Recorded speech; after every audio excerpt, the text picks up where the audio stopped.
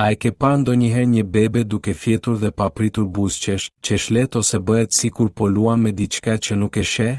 Në shumë zonat e Shqipërisë, të moshuarit thonë menjëherë me një zë të butë: "Lëre po luan me engjëjt." Kjo është një nga besimet më të bukura dhe më të ndjeshme që ka mbetur gjallë ndër breza.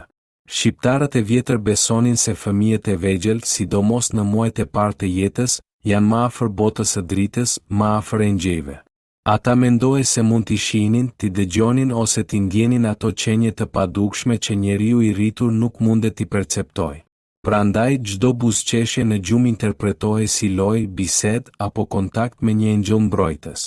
Në shumë vise thonin se engjëjt qëndrojnë pranë djepit të fëmijës, e ruajnë, e bekojnë dhe i sjellin gëzim gjatë ëndrave.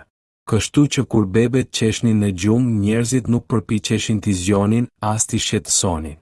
Përkundrazi rrinë të qetë dhe thoshin: "Zoti ja dërgoi engjëjt." Sipas tregimeve të vjetra, engjëjt i japin fëmijës forcë, shëndet dhe e mbrojnë nga çdo e keqe.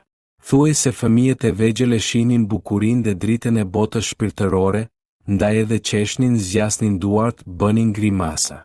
Çdo kush që e shihte këtë skenë qeshte lehtë sepse kishte diçka magjike, diçka hyjnore në të. Edhe pse sot ne e dim se fëmijët qeshin në gjumë për arsye biologjike, refleksesh dhe ëndrash të hershme, bukuria e këtij miti nuk humbet.